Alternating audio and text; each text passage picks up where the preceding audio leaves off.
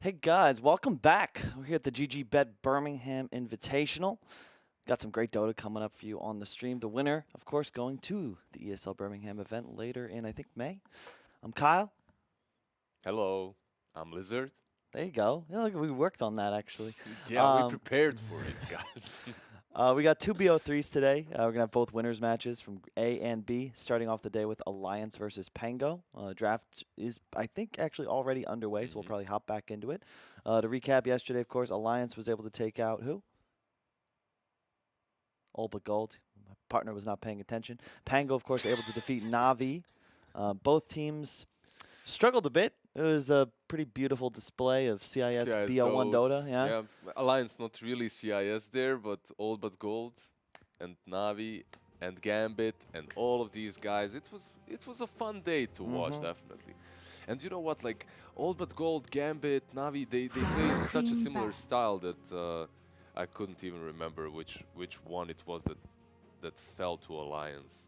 However, now it's Pango's time. Is Pango going to be able to do something about this Alliance's draft? Is Pango going to be able to deal with this Kotl? Because yesterday, Insania wreaked havoc on All But Gold with this Kotl. I'm very surprised he was given it again. Like, this is... I've played a lot of... Because I have known Insania Aiden for, like, 8 years at this point. Really? Right? Yeah. Because of Han or what? Yeah, we go back, all right? We actually even... never mind, I can't tell. There was a trip. You can talk about it. Go. Go. Well, I want to know There was a dream hack where afterwards a group of, I want to say, like 5 or 6 players and then like 5 or 6 of the Swedish friends of Limp and Chessie. Yeah, we all went to Amsterdam for 4 days. Oh, sounds... Good times, good times. Sounds like a good trip, man. Yeah, those are the days, man. We were just so happy and blessed that we were like, oh, should we get to travel? This is great. Like, we got to use this. What do you mean those were the days? I'm still living those days. Yeah, well... but it's a bit different. You've been around for a bit longer. You start to get more jaded as time goes on, and you stop. It becomes more difficult to appreciate how badass what we get to do is. Yeah, That's because all. you get a little bit used to it, right? Yeah. Desensitized as well. Exactly. Anyways... Speaking about that, so yeah. The point is, the point is, I Amsterdam. play games with him, and he's like, "Yeah, dude, Coddle's broken. Like he is 100%. Coddle's broken. They'll pick it every game." And I hope if Loda's watching, he doesn't get mad at me for saying that because it's pretty obvious, even to the casual viewers, how they feel about this hero. I think everyone knows that they want that Kotl, and one of the reasons why they let the Kotl go is, I believe, because of the fact that they picked up that Lifestealer. You have the Rage to deal with the Will-O-the-Wisp, and overall the hero is very strong versus Kotl. You also have the Arcseer there to surge you up. How many times lately have I seen a surged up Lifestealer with Radiance just wreaking havoc in the enemy's lineups? And versus Kotl versus Morphling, he has to do it fairly early, I believe, because if Morphling in this game goes out of control later on with some Skadi, even versus the Lion Lifestealer, I think it's going to be very difficult for the Pango to deal with him. I like the Lion, however. I feel like so I've played a ton of Darkseer in my day, and there's 3 things that I think you want in an ideal DS game. You want to have a core and a support that you can Ion Shell. You want to fill the role of teamfight or a buyer. You don't want to overlap like Darkseer Necro as an example. Probably not complementary cores. But most importantly, and I feel like this has been lost to time because we just don't see it as much, is that overlapping stun for a vac. Like we've seen just a stun on a vac on 2 or 3, and you've actually just won the fight. Used to be picked all back in the day. You know, we saw the Darkseer Spirit Breaker, Darkseer Earth Spirit. Slardar. Yeah, all the time it was the first 2. And Alliance actually picking up that Earthshaker, most likely going to be played by Boxy once again, as he played it yesterday. They do pick him. I don't agree. I don't think so. Core Shaker against Lifestealer is the worst Dota in the world, man. That is like an unplayable matchup. That does make sense. So perhaps they can pick something ranged versus the Lifestealer even on that offlane, or something that deals a bit better with him. That does make sense. Well, actually, you know what? Thinking about it, I might take that back because the way they were playing with Cobble yesterday, where he was just spamming Enchant and they were pushing the lane and giving mana. You think that maybe they can do it again? I mean, yesterday won versus Necro with that same duo, so maybe they can do it versus a Lifestealer too. Like it's not easy, however. They're weak supports, to be fair. Rubik, Lion, even in a tri-lane, like, yeah, you'll be able to find kills, but if they play that lane properly, in theory, Coddle Shaker should at least be able to do damage control and get something out of the lane. And then when those supports start leaving, much like yesterday, they could start to win the lane. What's making me think, however, is about this Pango's lineup. Right now, they have the Lion and the Rubik. Both of these heroes can be played on 5 or 4, but are usually much better if they're given some farm. And neither one of these heroes is really a Darkseer combo to be afraid of, if you know what I mean. Like, you don't have this Spirit Breaker, Spirit, anything that goes up in your face with the Iron Shell, right? And it's not like Lifestealer. You know, you think of Jug as more of a pair for DS because you go, you know, move speed increasing items early. You get the drums, you get the Yasha that benefits the Surge now, but also you're more of an early mid-game spike. And that's apt to then play around the Darkseer, to be the guy that's getting Ion Shelled and running in. A Lifestealer, especially if you're going for that Midas Radiance build, you're going to be playing more of a 4-1 style. And to your point, Pango, neither one of these supports really complements the Darkseer. Yeah. So who is he going to be playing with? They need some, maybe a last pick Ember, especially with OD already out of the pool, could be a possibility. Iceberg Ember is good. I wouldn't be surprised to see that. Overall, though, this is what I was thinking. Like Legion Commander, boxy special, basically, and they ran this before versus Lifestealer, a hero that doesn't care about Nikes whatsoever in the laning stage. Later on as well, she's pretty good versus Lion, as you have that ability to just purge. Can't purge the Hex. You can't? Cannot. You cannot anymore, not even Lions. It's one of the reasons I feel Lion is still underpicked, and it's mostly just due, especially when, remember the Aeon Disc meta before that that item got nerfed and everyone had one? You can just Hex and it does not cleanse that. And it's part of the reason I think Rasta specifically isn't so prominent in the meta, because you have an unbreakable Hex, you have a method of pushing lanes, you have like 1 billion base damage, and you can go kill towers with your ultimate. Lion, they added, of course, you're stacking damage on the ultimate now, which and is also, nuts. Do you know, like Lion plus Darkseer, if you don't go for the Blade Dagger that we saw yesterday, if he doesn't the Axe build? The Axe build, yeah, you have the vacuum into the Axe finger, that's pretty strong. That would be 100% certified dank if we were to get an opportunity to see that. However, I doubt it. Overall, though, right now I have a feeling that Alliance's draft might be a little bit easier to execute right off the bat when you see it, just because of these two supports that Pango has drafted for themselves. And to clarify real quick, this is a best-of-3 series. Of course, we are done with the BO1s in this tournament. That was simply to do that first round of the GSL group stage. So win or lose this first game, we will have another coming up just afterwards. And, of course, stay tuned even after this series. We've got Empire versus Gambit coming up. It's our second game of the series. Also, Champions League today, those of you in Europe. I'm very excited. I've never heard about this game called football. I always thought it was just soccer, but I'm told it's very exciting. I don't know what you're talking about. Soccer? That does not told exist. Alliance, Love that pick. Love Alliance that pick. Snatches it, though. They're the ones that take the Ember. Razor has been banned out. OD has been banned out, and they snatch it for themselves. I got distracted, but I think that is a block pick more than anything else. I think it's excellent here, and I should have remarked that once they banned the SF instead of Ember, they were going to pick it themselves, because you already have OD out of the pool. Razor banned by Pango. Like, the draft of Pango, you look at what it needs. It needs something to carry Ion Shell. They need a stun. They need a playmaker. They need something that peaks earlier in the game than this Darkseer Lifestealer. That's Ember in a nutshell, and it also very much so complements the Alliance lineup. And almost all of his poor matchups are banned. So all of a sudden, Pango's in a spot where I don't really feel like there's that perfect hero to fit their draft. There's a bunch of control for him, which can be a little bit problematic coming from the Rubik and the Lion. You have some instant disables, but overall, I don't. This is a good pick for. I don't think that's a counterplay anymore. Like when we used to think about control for Ember, it was when he was playing this like split push, double Battle Fury, crit bots, no stats build. But nowadays, phase boots have armor. Ember's most likely going to be buying those. Probably a drums early, and I don't think Lina addresses this at all. But you know, Ember's going to be strong. He might have a veil. He's going to be buying cheaper items. It's not some bots Battle Fury anymore. Like there are multiple builds in which like there are multiple ways that you can go with Ember right now. Like I've seen medallions, I've seen drums, even Whale or whatever at the moment. So you are gonna be a little bit tankier. I would love to see the Sleight of Fist build on Ember too in this game. Of course, I believe that's what we'll see as well. Especially versus the Lion and the Rubik and the Lina now. They're exactly all so squishy. Like it's gonna be very easy for him to just cut through them early on.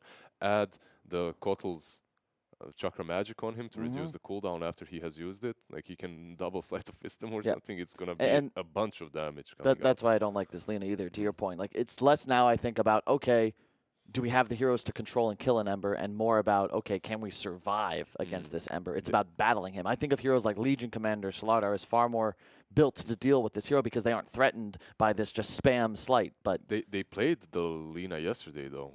That was one of Iceberg's specials when he was dying back, going on to the high ground, if you remember, to kill that Rasta, and he did dominate throughout the game.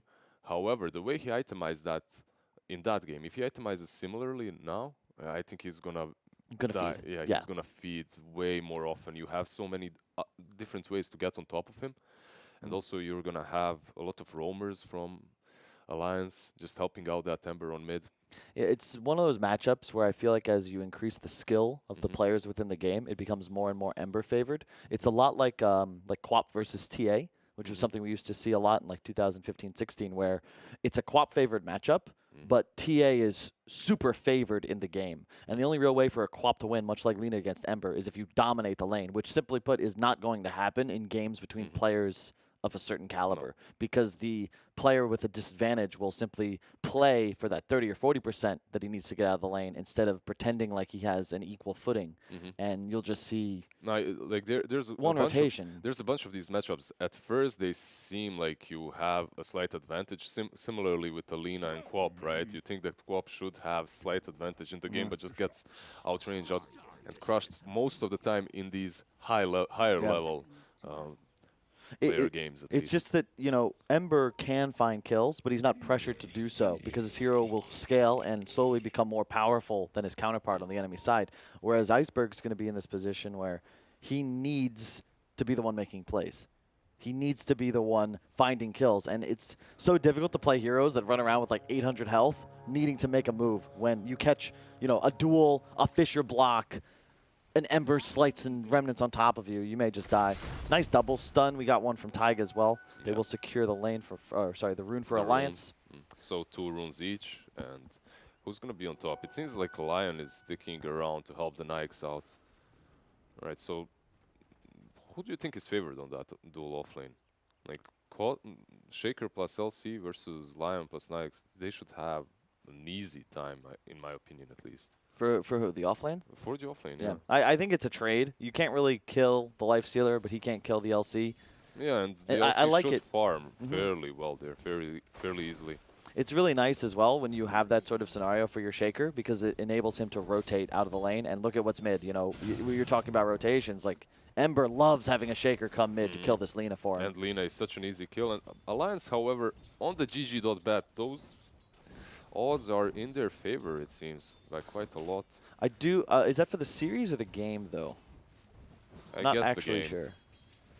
Don't say that. What if we're wrong? We'll know. We'll know in the next game, at least. We'll know for sure. Yeah, top. You can actually see Slayer putting a lot of pressure on Insania.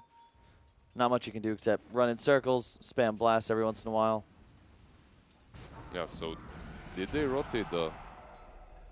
So they are leaving Kotl on top, and Shaker is just going to be roaming, and he's already mid, but not really going to do a whole lot there.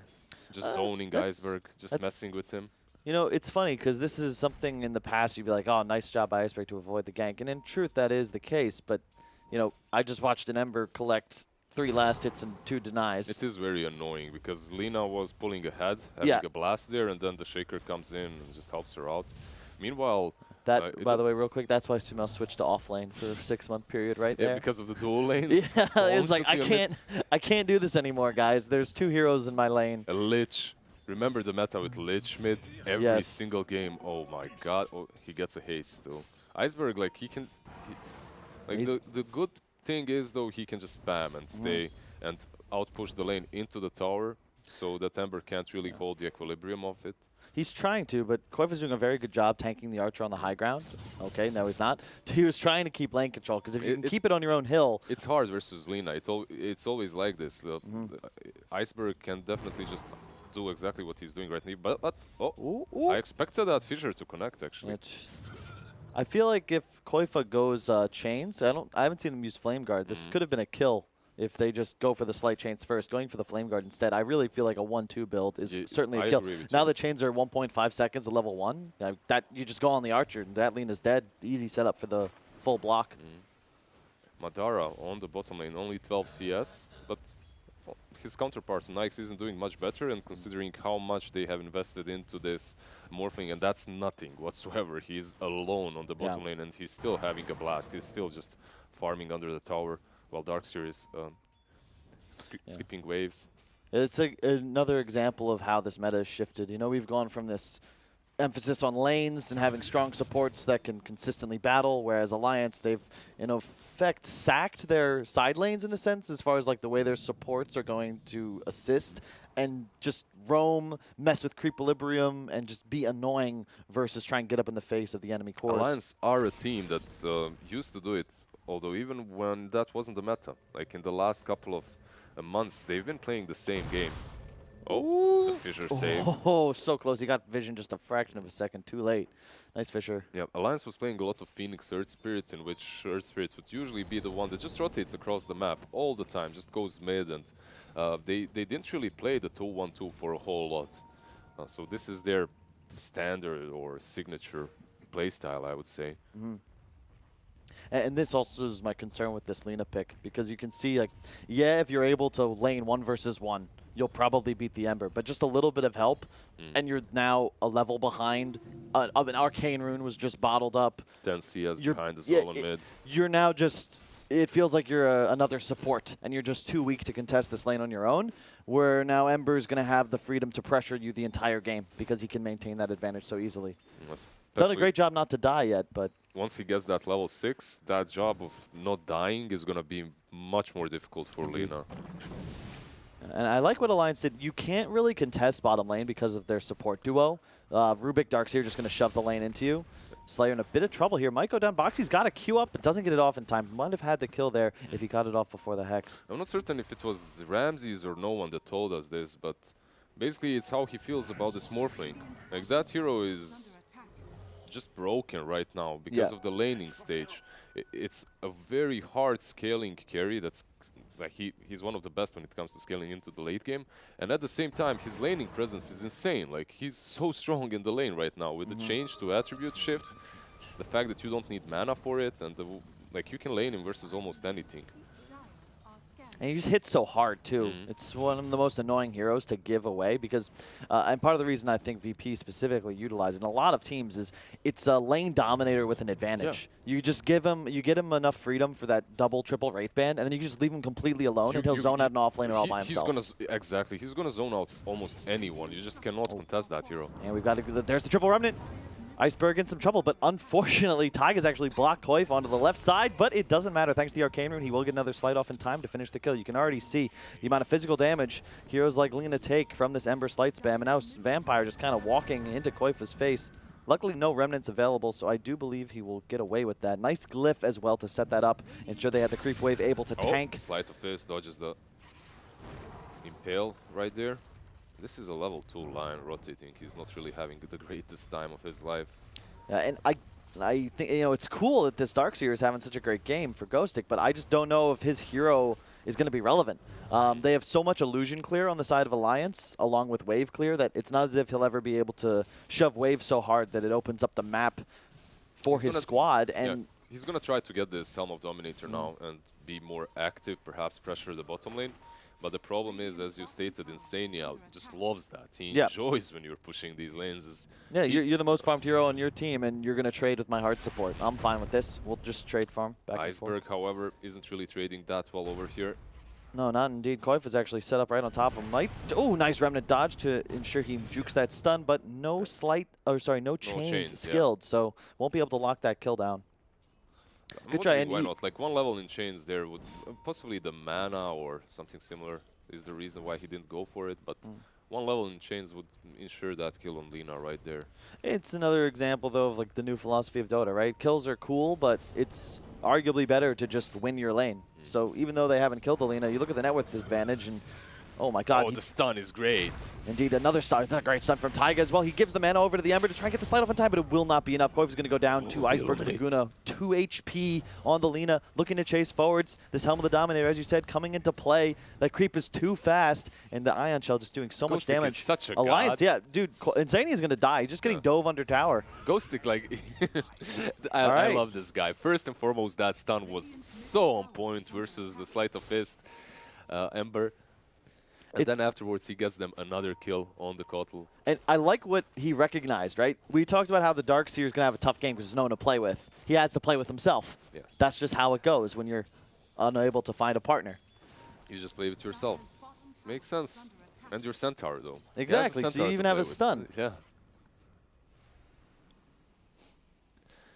Yeah, it's important because he has to be the one making plays, right? No one else. The Lifestealer is not leaving his lane. Iceberg's in a lot of trouble economically, so he's had really nice rotation. He's had a good time on that bottom lane, and he realizes, all right, I cannot really pressure this Morphling, and even if I do, if he goes away, that Kotl is just going to come here and defend, right? So let's rather rotate across the map. I'm the highest net worth hero by far on my team, so the weight is on him, definitely. I'm just trying to find win conditions for Pango, though. Like, I don't think at any point in this game will they be strong enough in the late game to beat LC, Ember, and the Morphling. You have a free farming carry in your safe lane. It's Madara, and then Koiv is just like, hey guys, let's go grab a dual win. Boxy's going to scoop that one up for free. And look at the amount of pressure these guys are outputting. Now, basically, I completely agree with you. What I feel for Pango is that they have to outplay Alliance super hard. Like, they have to play everything right, and at the same time, Alliance has to do a couple of mistakes for these team fights to go the Pango's way. Pango, I guess the Lifestealer is going to go for that Radiance build as he is queuing up the Midas. And after the Midas, perhaps they can make some fights, and Iceberg can do some rotations with at least the Sinvis rune. But everything has to go right for Pango for them to take good engagements. That's how I feel about it. Yeah. While for Alliance, it's much more straightforward, much easier. It's also just... I hate cores like Lina when they get behind because they just... But they feel like a support. Yeah, we're going to have a rune fight here. We got 10-minute rune spawning in just a moment. Looks like Iceberg will be able to bottle the one just above him, but Rubik is dead, and Taiga's actually going to live one more hit. Nope, he's going to go down. Madara might look to pursue here. Iceberg, no stun for just a second. Shrine is not active either. Madara looking to chase here. He's going to land a stun. Oh, gets the blast, but Iceberg still barely staying alive. No waveform, so that should be enough to save him. Iceberg narrowly escapes. Well played by Iceberg there with that last stun.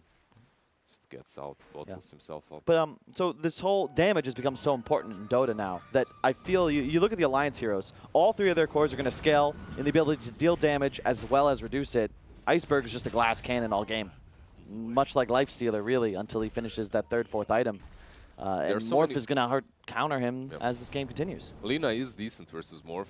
Like, you can zap him, catch him by surprise, obviously. It always was that sort of a matchup. It's one of the reasons why they picked Lina. It's not only for the Ember mid matchup, it's for the Morphling.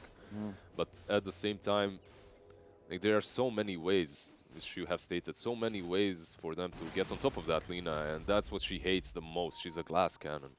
Perhaps some Shadow Blade build and just try and get on top of them first. Just try and make these rotations as much as possible. But look at Alliance and look at their sentries, look at their wards, look how prepared they are, and look how defensive they are around their perimeter. Like, the whole jungle of theirs is just warded up. Yep, and even, it's the exact point I was about to make. And now they have both supports just kind of spamming out the dead lane, trying their best to delay the Pango's push. It's not about taking a fight here, saving the tower. They just want to ensure that Pango is forced to spend resources to get these objectives, which buys space for the course. Now, blink reveal. There's the LC. He's going to go right on top of the line. Don't believe he'll be able to get the dual win here. Just not in time. Nice double stun, though. Fisher stolen. Yeah, this is a decent Rubik game as well. Like, he has a bunch of stuff that he can steal that is really good for him. And Madara, you can see, just As soon as he feels the pressure, it used to be something we would praise carries for doing, like, oh, they're coming to pressure the safe lane, and the carry's gone to the off lane. Unbelievable. Unbelievable. But that's been a standard for such a long time now. It wasn't for a while, though, man. Yeah. I can't imagine if you took any Dota player, brought them back 10 years. They would be 10 years. Incredible. People didn't even tread swap at TI1, all right? Talking to you, I know you, Havost. I don't think he's here, but man, I remember watching him play Gyro with Threads. He's been here 2 days ago at least. Yeah. Midas picked up, I think, around 11 minutes by the Lifestealer, so a bit behind the Morph, which is somewhat troublesome when you consider that he's still that full 3K, 4K away from the Radiance. Not a terrible timing for the Midas, however, 11 minutes in, considering he didn't have the easiest lane versus that Legion commander. No. And I really like Taiga's decision to just put the 2 points only in Fisher, max out that Echo Shock, or not Echo Shock, what the hell is it called? The E. How do I not know this? Aftershock? Aftershock. I think so. Yeah. Anyway, you don't want to be maxing Fisher in a game against Rubik, so it's far better to be going this Blink build, and then you have the maxed out E, probably W after. I don't think you ever want to put that 3rd point in Fisher until it's much later into this game. It's been like a year or so. Fisher got nerfed super hard a few times, and everyone kind of went away from that build. You're basically going for the passive, so that the first time you get the Blink Dagger, and level 6 you have Madara. Oh, that's the stolen Fisher. That's possibly going to be a dead Madara, but he does get the Strength Morph off in time.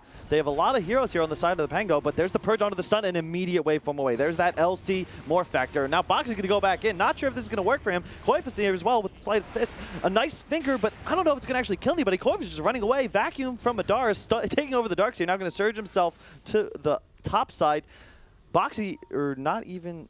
Yeah, even Slayer didn't die. Yeah, he went in there, like, I guess he didn't see the Yo's or something. He counted the stuns, obviously. He's that sort of a player. he knows what's happening. Like, every single pro player, like, they count the stuns, and he's like, all right, this line is mine. He jumps in, but instantly gets Yuled and messed up. Yeah, it's just the typical...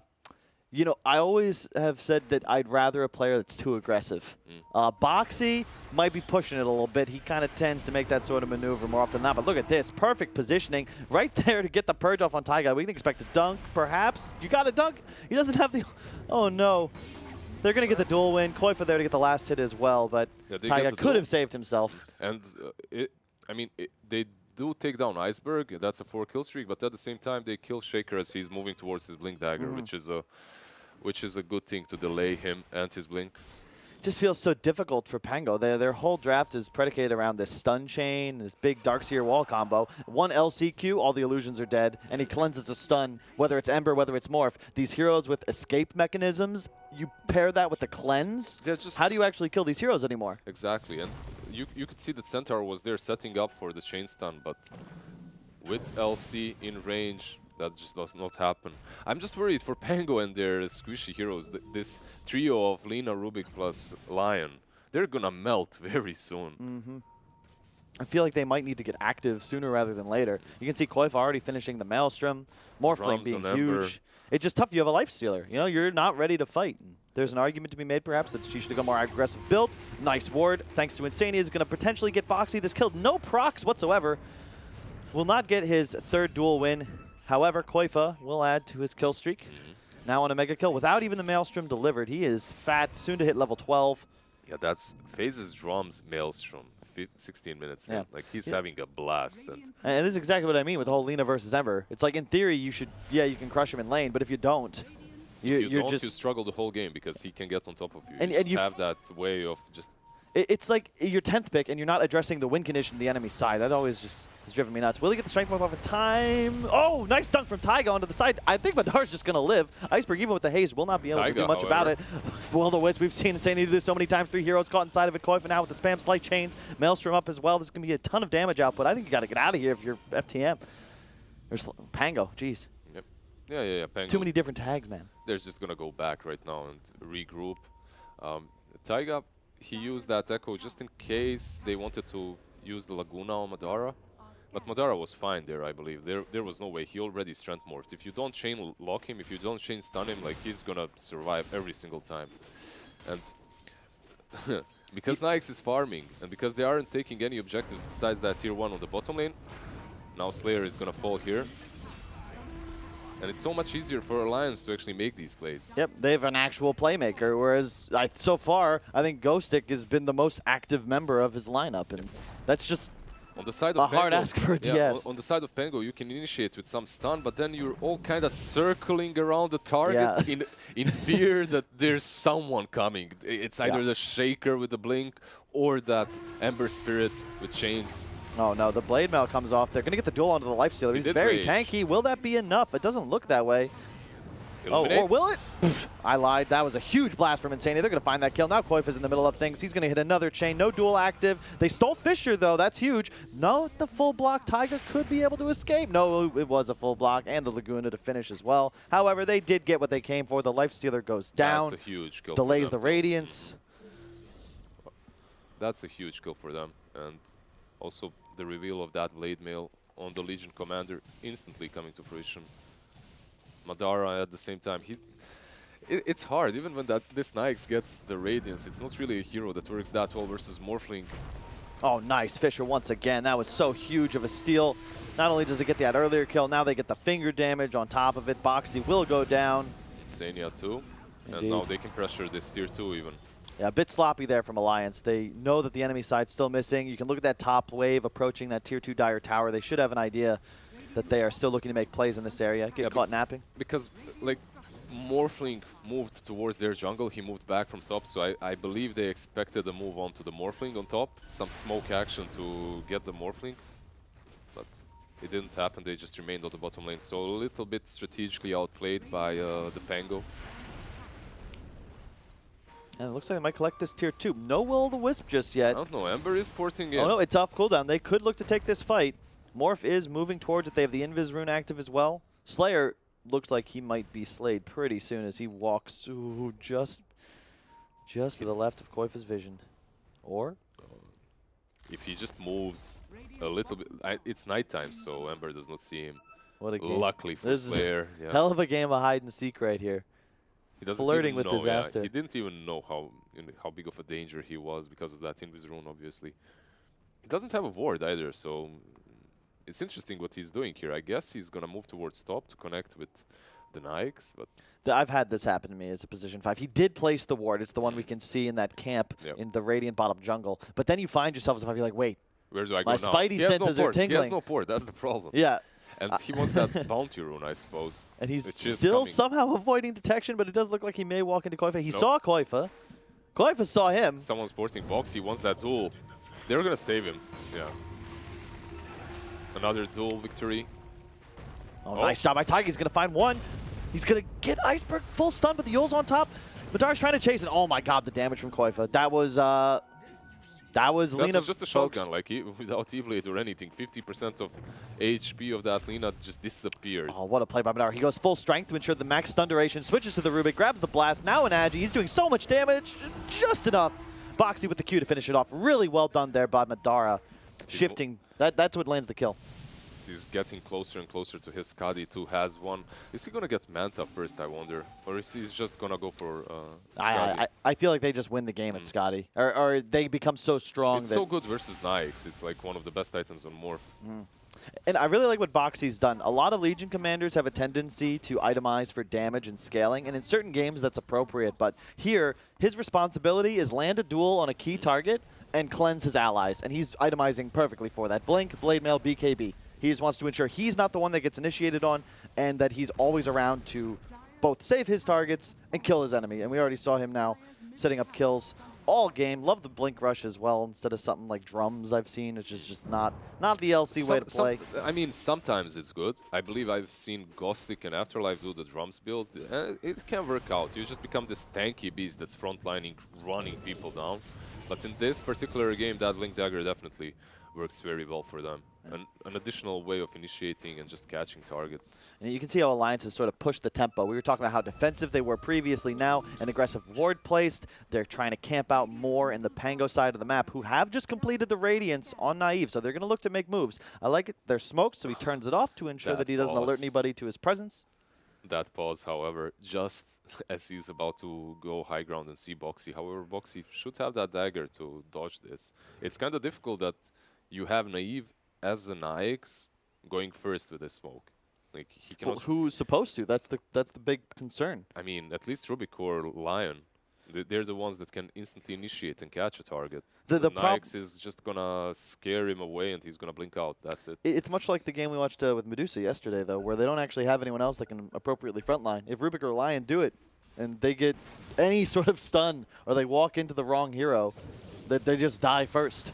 Oh, they get the Yules off on Ember. Will he be able to get the stun in time? Yes, he is, actually. The Laguna as well. Wow, that's a dead Koifa. They get the Purge, and but now that might just be Boxy as well. He has no cleanse for himself. He'll just be walked down. And the finger. That smoke went way better than Pango ever imagined, I'm certain. And not just that.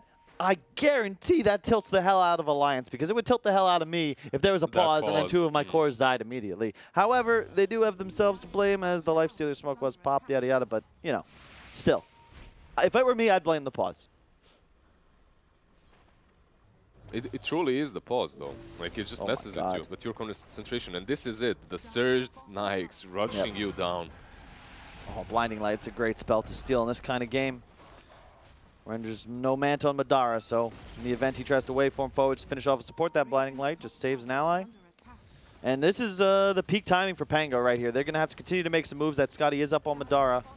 Feeling good about the game so far. You see Rubik in position, but will not be able to get a cast off. But yeah, like now you can play with the Lifestealer, as you can see. Taiga, he's in a great position. I've not seen this juke spot used in this situation, but it looks like it will save him. Has the Blink Dagger complete, looking to go for Ags next. Really cool positioning. Yeah, he has vision too, so if someone is left alone, he can go and try to get the pick off. But he's just all alone, completely there. But no port again. This Nyx did like show up finally in this game with that smoke and with the Nyx skills. Oh wow, he's so deep. I don't know if that was the play. He's going to get Yulesed offensively there. A double wall as well. Boxy in some trouble. No duel, no blade. Now it looks like he's going to get clicked down by Naive. On the backline, though, Taiga with a huge echo on two. But oh my God, Madar's dead. He just got blasted to the face. 3 heroes down. Where's the team fight? Where's Insania with the big coddle ult to save the day? They're not in position. And once again, Boxy. But that's Boxy being 5 seconds too aggressive. Yeah, 5 seconds. We got distracted by runes earlier, but like this has been his problem his entire career. And I love Boxy, and I think it's much easier to train people to be less aggressive. But he's got to do a better job at recognizing the game state. You don't need that play, even if it is an opportunity. Exactly, I completely agree with you. Sometimes you're already in control of the game, so exactly. It's definitely not necessary to make those kind of plays. Yeah, like maybe it works, right? But you don't. You're in a position as Alliance in this game where you have the draft advantage, you have the win probability advantage. Look at where Insania is. Koifa's in base. He's blinking into the middle, but he's blinking behind the Darkseer. Ember is not even there. Ember is in the base. He can't even reach them. Look, like Ember isn't even close. They don't have a... You're in a position where you're winning the game. All you need to do now is you want to take a high efficiency, high probability of success, right? It's like a poker term, EV. The EV on that move was poor. And now we have an equalized game, arguably even shifting towards Pango, as they've now completed the Aegis kill. And is Koifa just dead? Again, they're getting these pickoffs way too easily. It's not something that's... I think I got to blame the Mjolnir purchase there. Where's the Lincolns at? Yeah. This is the dream Lincoln's game, isn't it? I mean, I still can't blame the Maelstrom purchase, as it's really good versus these No, Maelstrom's great. He's got a Mjolnir. Yeah. A full Mjolnir. All right. Then perhaps he could have went for at least an ultimate orb to tank himself. Just some stats, yeah? Stats. Like you're playing against double finger. 2 fingers. You get shocked so easily if you're not careful.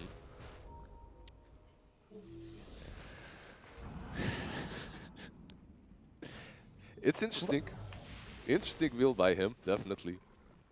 There is a BKB coming up on Boxy shortly, though. He has been moving towards it, and then perhaps with it, he's not going to be disabled. But he's... Boxy? Just kind of wandering into Naive, who's wandering behind the Tier 2 tower, but that is the power of Aegis. Yeah, Lina now with the Ags finished along with that Aether Lens. That's going to be a massive amount of pure damage. It will also puncture BKB, and to your point, excellent against playing against heroes such as Madar's Morphling. Bottom lane. Oh, what a stun! And the Ags ult.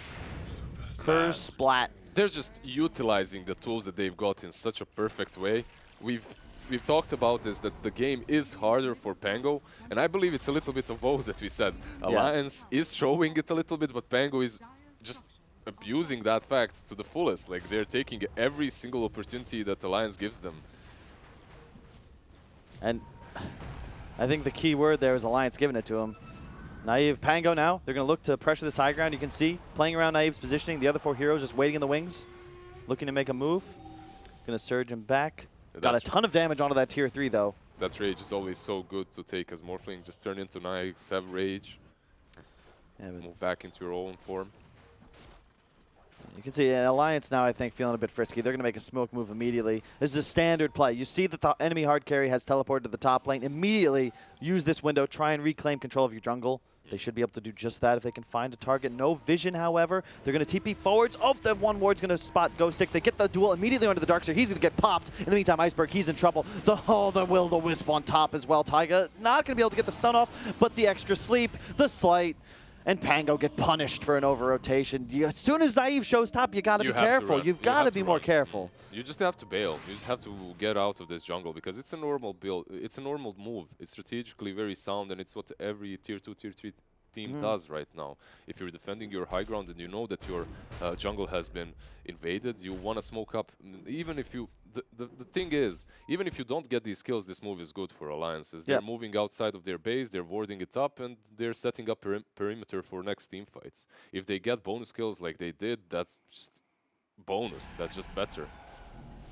Insane, yeah. This is the part of the game where Lifestealer just starts to eat coddle for breakfast.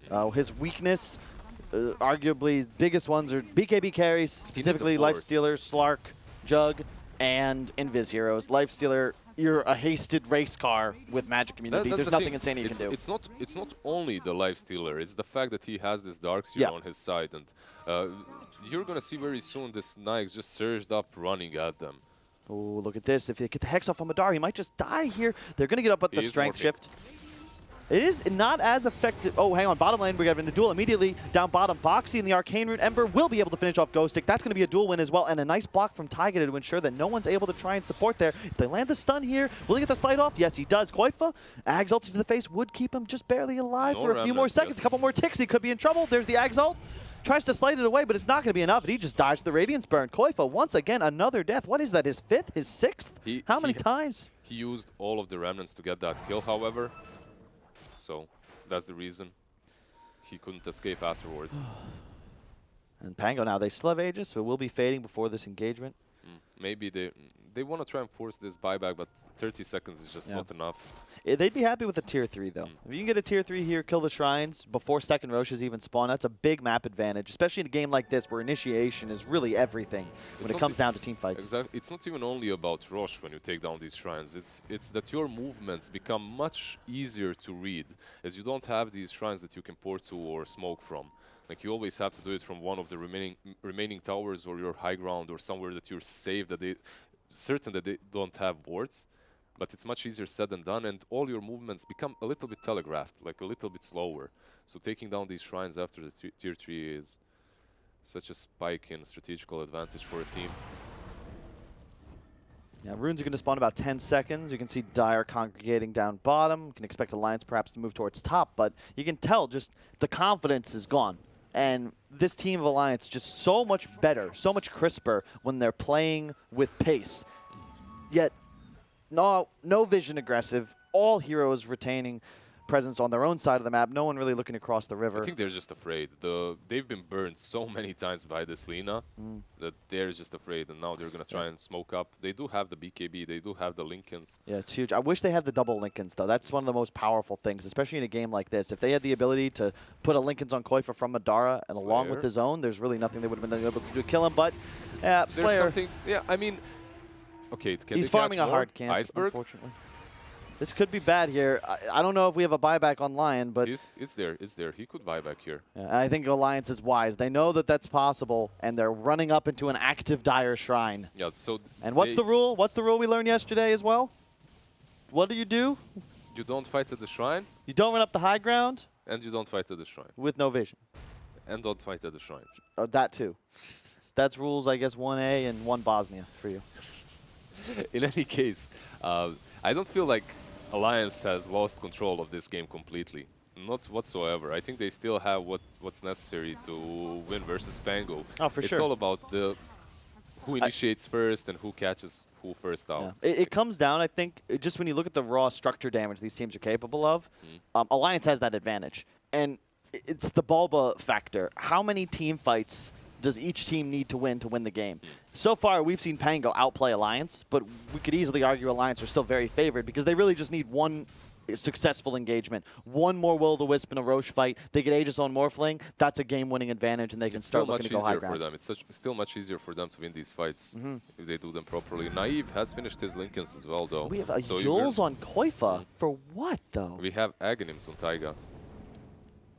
I am not a fan of this build on Koifa. It is literally 0 items to survive the threat that he's playing against, which is a CC stun train that starts with either Yules or a Hex. I've seen a lot of Embers go for the Yules, but much earlier and in different games in which you actually need it versus some silences, right? But yeah. Not to mention, Lincoln's is even double. Whenever you have one Lincoln's, the second one is so good to have because the stacking capability is just broken, especially in a game where all of these single target spells are so valued to block. Notably, of course, the Laguna, the Finger, the Lift. Koifa up top. He's got Boxy behind him. They're going to scan. They know that in the trees. They're baiting on him. That has to be the fact. But is anyone going to take the bait? That's the question. Oh, Iceberg, nice play there. He's going to try and stun Slayer. He's been slayed a couple times in this position, trying to make it seem as if he's all alone, but it should be obvious at this point that he's not. Iceberg still hunting. Might look to find Koifa here. He's going to zip away. Yeah. Right! Oh, they found his Remnant, though, Lizard. Koifa's going to triple Remnant, and it's not going to help him. There is still Boxy behind them. He hasn't shown himself. They didn't even see him. He's just going to creep skip, I suppose, the next wave or port out. That was a good play to catch the Ember, to find where he has the Remnant ready and waiting, and just to take him down. It's funny. It's not the hero I would expect to see Koifa playing. It's not really. It's not really one of his usual heroes that he plays. But when you give Morphling to Madara, you have to take something active for Koifa. Be interesting. Roche is going to be spawning right now. That is now the objective. We can expect these teams to clash over. Rune's up in 1 minute 25. Pretty valuable as well as we approach the 35-minute mark of this first game. The winners group A between the Pango and Alliance. Best of 3 series, of course. So far, Pango definitely outplaying Alliance, but still outmatched as far as these team fight compositions would go. What a great rune to spawn right next to Roshan, isn't it? Just to see respawns too. And well done as well. Slayer just continuing to annoy Alliance, trying to distract them. There's just not enough damage. That's the smoke. Nyx is just going to run in uphill, actually. Yeah, with the DD in as well, they're going to see the Remnant from Koifa, but immediately a BKB blink in. They're going to get the duel onto the Lina. He's actually just going to die. He's getting beat down by Madara. A huge back, though. 4-man wall as well. Taiga going to leap away. He still has that ultimate prepared. They're on an active shrine for the Radiant as well. Taiga continuing. There's no rage, as you said, and he's just going to get stunlocked now. The Scotty from Madara, but he's got to be careful. Oh, he finds the big black dragon, though. He's going to be full health now on the Lifestealer. Going to go back in. Big dump on the backside as well onto both supports. Taiga as well. Just crushing through this engagement. Ghostic in some trouble. He's going to surge out Naive to try and ensure he stays alive. He's going to juke the slam. A nice stun to land as well, but 4 heroes already dead from Pango. It's just They're going to keep chasing. It's just Naive. He does have that rage. TP out. Yeah, they don't have any ways of stopping that. Overall, what were those rules? Don't go to the shrine. Don't walk up the high ground with no vision. Don't go to high ground with no vision, especially next to an active shrine. The active shrine, you say? Yeah, they smoked up. They tried to do a move. They tried to bait Alliance into thinking they're rushing, and then they smoke out and go for the team fight. But still, it's so difficult. You have this Lina. It's like, it's such a glass cannon. It doesn't matter that you have this BKB. If you get dueled, you're still dead. I think that both teams have made the same mistake so far in this game, which is failing to recognize as a unit what sort of fight should we be looking to take. Pango, what sort of fights and where to take those Pango fights. Have an advantage. They're ahead, but they're, if in a perfect fight, right, they're only going to be favored at best like 55 to 45. They're forcing an engagement that they don't need to. It is a low percentage play, and it backfires. The same thing Alliance did previously. There's a reason these teams aren't invited to the LANs and they have to play in the qualifiers. It's because they don't, the Secrets and Liquids of the world, who have no problem sitting on their hands for 20 to 25 minutes until that perfect opportunity where they then go make that forced fight. It's I would argue that these big teams, they they force you to fight where they want to fight as well. They draw you in there. They somehow they just manage to bait you into fighting where they want to fight and not where you want it. We have a Blink Dagger on Slayer, so the initiation potential for Pango is still high, but now with the Aegis up on Madara, you could see even the BKB on Lina, the Rage Lifestealer, it just doesn't matter, and no one is capable of going toe-to-toe with this Morphling. You kill the ward's place in the middle of the lane as well. Can expect to see them perhaps look to go threaten high ground. I'd like to see somebody from Alliance look to cut bottom or mid wave right now, and it does appear that that will be the case. It's fine to play in the jungle, but I remember playing at TI5 with Fly. His big thing was once you've won the game and you've established map control, all you need to do is just play enemy jungle and cut 2 waves. That's it. If you cut 2 waves, you will always have map control. That's exactly what they're going to do here. Yep, you can push bottom. We don't mind. That wave is dead. Madara is going to do a bit of damage onto this tier 3 with the Manta. It's still not super easy for them to go high ground, even with everything they've got. But if they get a pick off, like this is the thing though, Pango, they're just stuck in their base. They can't get out. I don't know if you mind it necessarily. Like the high ground of Pango is just so solid. You can see he might just be looking. Ooh, looked like he may have been attempting to duel there. You see Boxy had popped the blade mail. But I'm thinking Insania may have got a handle on his star offlaner now. Told him to maybe chill out just a little bit. Like, you really do not want to be dueling a lifestealer in front of his tier 3 with this whole squad behind him. Very big chance to backfire. They still have items that they can purchase on these cores. They still are in no rush on the side of Alliance. Even with the Sages, they don't really have to force this high ground because they've planted the wards, they're farming their jungle, and they know exactly where the Pango is. Pango is going to try and smoke up, do something about it. I think it's the right play, too. They, as you say, they recognize, look, we don't need to be doing this. Can we just extend our resource advantage? We have the late game. We have the lead. We don't need to do anything crazy. It's like watching a sitcom, right? Where usually all the episodes are different, but they follow the same theme. Alliance, big early game advantage. They throw it away. They throw it away. They get it back. 25 they play minutes in. Yeah. Then they play really safe and try and close out the game, but unfortunately, Koifa just got exploded. He's being caught quite often, especially considering he's playing Ember. And now Naive is just going forwards. He's going to go, screw Madara. He's got Aegis. He's going to look for somebody else. Going to prevent the duel. Oh, no. Boxy will get the duel off onto the Lina. And, yeah, that's a dead Lina. It doesn't matter if you have a BKB, bro. That's way too much physical damage. The Darkseer wall will land. Going to get Madara as well. So there's going to be 2 high-powered illusions. However, Madara, of course, now with the Lifestealer, does not get the rage off, though. Taika's going to come in, but he's being hex spammed. I don't believe that Pango can look to fight this, though. They're trying to do what they can. Man, they're doing so much damage. But it doesn't really matter as Madara the Will-O-Wisp actually used 4 of them, and now they lose 2. Once again, Pango just overestimating their advantage. Yes, you have killed the Ember, but Naive with not enough support. You have killed the Ember, but at the same time you have this Lina. And if this Lina is caught by any single one, she just dies instantly. Yeah. You know, we were talking about Koifa getting caught. You really have to play this game differently as Iceberg. You cannot get dueled. That is really the one hero you've got to be always watching out for. They need Lincolns. They need to pop that Lincolns on Lina as well. They need to put it on her.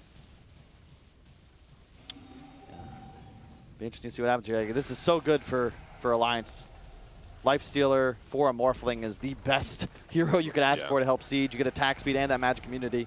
And now he's got 45 more seconds of age. Just going to look to beat on the racks. I believe that's full completed butterfly on him right now, indeed. That tracks, like they can't even defend it. They could buy back with the Lina and Drubik, but it's just, they realize that it's gone and they'd rather just wait out the Aegis and then perhaps fight the fight, which isn't as disadvantageous as that one would have been. And they have the level 25. As you can see, the 8-second rage now, 50% uptime on that spell immunity for Pango. And Morphling, indeed. Morphling. DD finished on Madara. He's got no Aegis, but he sees a Lifestealer mid, and he's got a Scotty. However, that ward did show that Pango know that this DD is on the way. They're going to have to get the hell out of dodge. They don't have to fight into this guy. Madara now by far the strongest hero on map. Just about to hit level 25 as well. Probably going to wait for that before they look to siege anything crazy. Alliance with the 10k gold lead. Roche not an objective for quite some time. Bottom Shrine already down. Alliance 1 racks secured. And now they're going to go right in onto Naive. Only pops the Lincolns, unfortunately. Don't believe he was able to... No, he was able to actually steal the Lifestealer. So he's like, all right, I've got a DD. I'm going to go Rage. Hit this shit. Look at that damage with the double damage, with the Rage. Like, it's just gone. 2 towers now. Yeah. Thing is, Pango should be able to play. You know that Boxy's going to try to duel the Lina, and you know Morph is going to try to take over the Lifestealer. These heroes need to do as much as they can to play around those possibilities. Pango, yeah, he pops the Lincoln, keeps running in. Boxy just pops his Blade Mail. BKB duels him in the face. So much damage coming to the Lifestealer, but it's not enough. He's going to infest.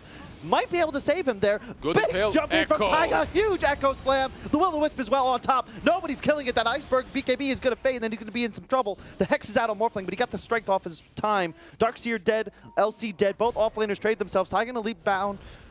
Pango still trying to chase, but Naive is quite low.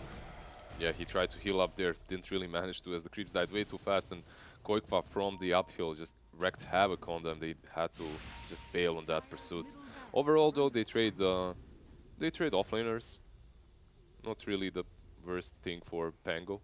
I expected them to perhaps lose the game in that moment right there on the high ground, but they held, which is pretty good. Yep. It feels like we can take a look at all the items here. You know, you're getting to a point where Alliance is hitting that peak. They're going to have a Satanic soon on Madara. You have an AC coming up on Legion. Boxy. Yeah, He's got it, I believe. It's completed. And that armor is so necessary for them too. It helps out. I love the Lotus as well. There's 2 methods of cleanse now. There is MKB coming on Naive though, so they're going to have a way of dealing with that Morphling at least. But it is very difficult. Yeah. So this is the biggest issue, this Lina. Like. Yeah. Looks like he will be finishing up the Lincolns, though. There is a BKB on Ember. The concern I have is that really the only main source of sustained damage at the moment is going to be Naive's Lifestealer for the side of Pango, and it's just so difficult for him to play the game against all these cleanses, all this armor and maneuverability on the enemy cores.